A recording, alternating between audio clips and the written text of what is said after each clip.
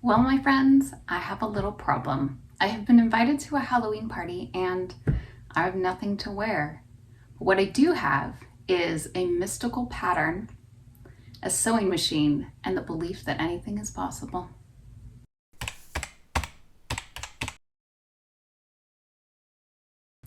Welcome back to my sewing table, friends. Today I'm going to be walking you through the Rosie Caldwell Willa Dress pattern. This pattern is what I think I would wear if I was a dreamy cottage-core forest witch. Let's get to sewing before the magic runs out. All right, I have all of my pieces cut out. I decided to cut the size medium, which I did waffle on quite a bit between the medium and the small because I'm right on the cusp of both. So I'm hoping that the medium isn't too big. I made only 2 pattern changes. I shortened the skirt because this is built for a 5'7", and I'm definitely not that. And so I took off about 7 inches off of the skirt. And then the other change I made was to the back facing. It was actually going to require witchcraft for me to get it out of what I had left after I cut these bigger pieces. So I'm just going to add a seam allowance here.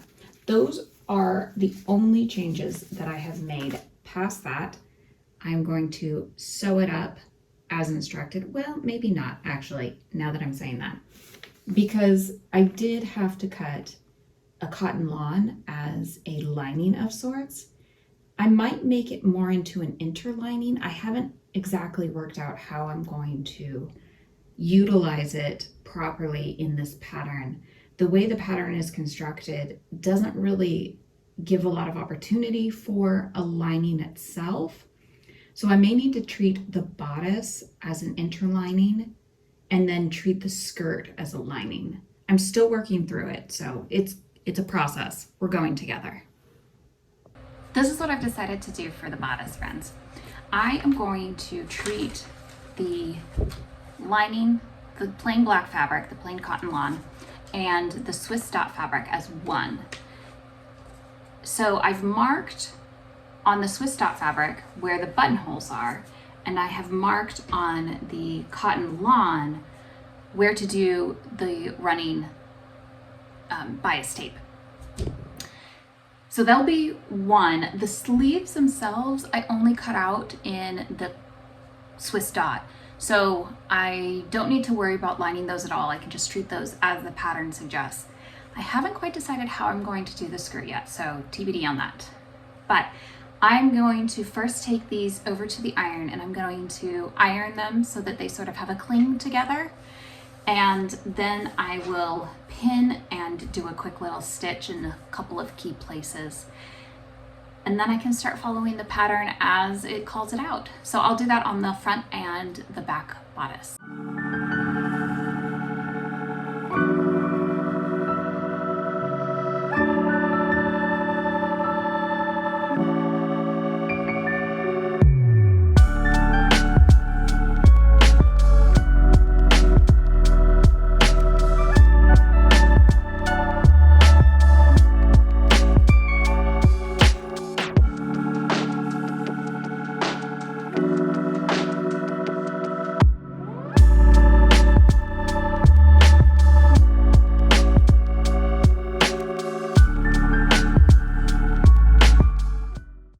Got all of the channels done last night on the front and the back. Now I need to do the buttonholes. I have to go find a button though, because I don't know how to make it work on my machine without a button. So I've got to go find one that's about that size. I think that's about 1/2 inch. So a 1/2 inch button. If anybody knows how to make it work on a Janome new home machine without a button, let me know in the comments below. My buttonholes are on. Let me see it. I mean, black is kind of tragic like that. I did end up interfacing the back because these are both, even though there's 2 layers, they're both really lightweight fabrics. And that just helps stabilize it so it comes out a little cleaner. They're a little long, just a touch long, but I think it'll be fine. I wanted to show you before I attach the sleeve, the really cool shape that it is. This is our sleeve piece, and you attach it to your bodice along this edge here. And so this part goes down, so it gets attached like that. And then it has a shoulder seam. Anyway, I think this is probably the most unique way I've seen to do a puff sleeve. And I'm really excited to see how it turns out. It's pretty cool.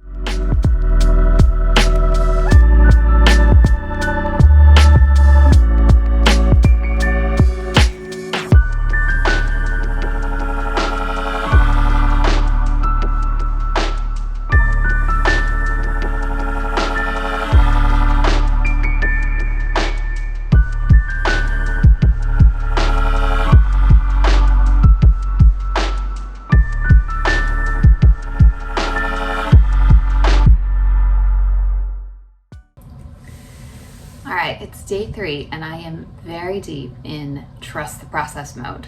I don't know about anybody else, but there's always a point in every single project that I call trust the process. It's when you don't think that it's gonna go right at all and you have nothing but doubts about the project. When I was first learning to sew, I feel like it always led to me abandoning my projects. And so I started to have to reframe it of trust the process because it usually works out in the end. Anyway, the sheer size of this panel has me deep in trust the process mode. I've got my facing on my neck and we're just going to do an edge stitch so that I'm understitching my facing, and we'll flip it over and then we'll be creating the chest panel, or chest panel, no, the neckline casing for the drawstring that comes out of the very top. After that, I think we're gonna cut the elastic and sew up our side seam because I've decided to attach my skirt differently.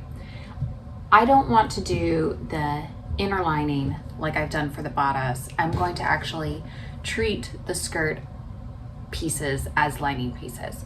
So I'll attach the Swiss dot to this, and then I'll use the other cotton lawn as my lining for my inner skirt, and they'll sort of sandwich between these two. I'm going to get continued on in the process, and hopefully this is all going to turn out great. Things are about to get interesting. So I'm putting in the elastic early because I'm a maverick and a renegade, and I'm going to close up the side seam before I attach the skirt. So these are my lengths of elastic, and they are going to go into each one of these channels. Let's see, can I get you to see? It goes all the way over there, all the way over there, and these tiny little bits are going to pull in the front piece, and then there's an equal cut piece for the back. So let's get to getting crazy.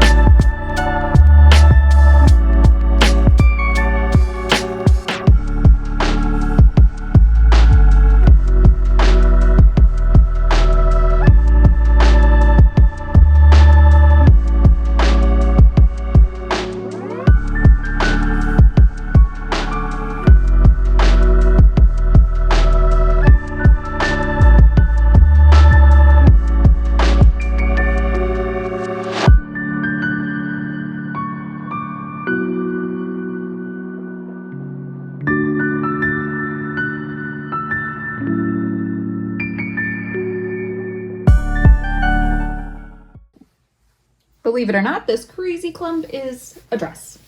So this is what I wanted to show you before I actually sewed it up. This layer here is the skirt layer with the Swiss dot. In the middle, we have these two layers, which is the bodice, and then this is the skirt lining. And I'm sandwiching them all in between. And then I'm gonna sew at the regular seam allowance. So yeah, we're getting there.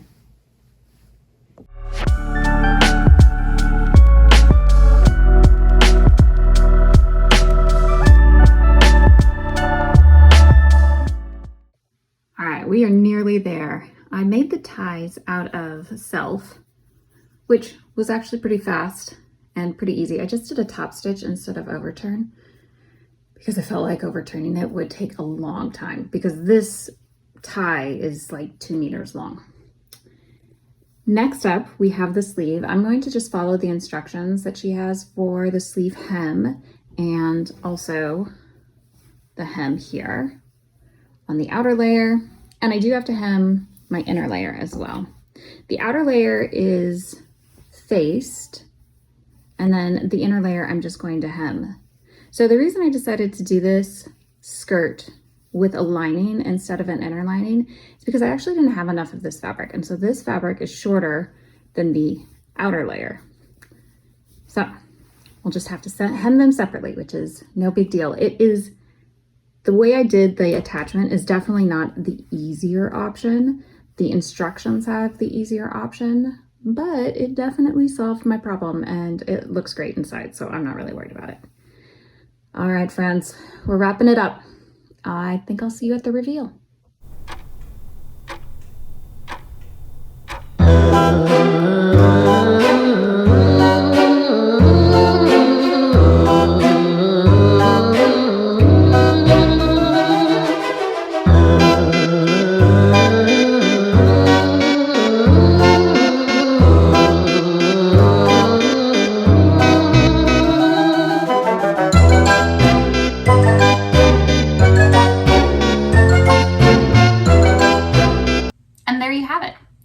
The finished Willa dress. Watching this take shape was truly magical. The finished product was all whimsy and charm, with just a hint of witchy flair. I do have a few notes for the next time I make this. First off, I'd probably start with the small instead of the medium size. There was a lot of extra fabric that was a little cumbersome when wearing it. I do feel I was a little overpowered by the sleeves and the extra fabric in the skirt. Additional fitting notes include the placement of the elastic and the pockets. The elastic was just a touch too high and the pockets just a touch too low. Because this was drafted for somebody with a smaller bust and who is taller, both of those things should have been adjusted, and I didn't adjust them when I was actually creating it. Also, be prepared if you intend to make this. It does take not only a lot of fabric, but it takes quite a bit of thread as well. I went through 2 full bobbins worth of thread, which is pretty rare when making a day dress. All in all, I'm very pleased with how it turned out, and I can't wait to wear it to the party. Thank you all for joining me today. Don't forget to like, subscribe, and share for more cozy, magical sewing projects. Until next time, stay inspired and keep sewing.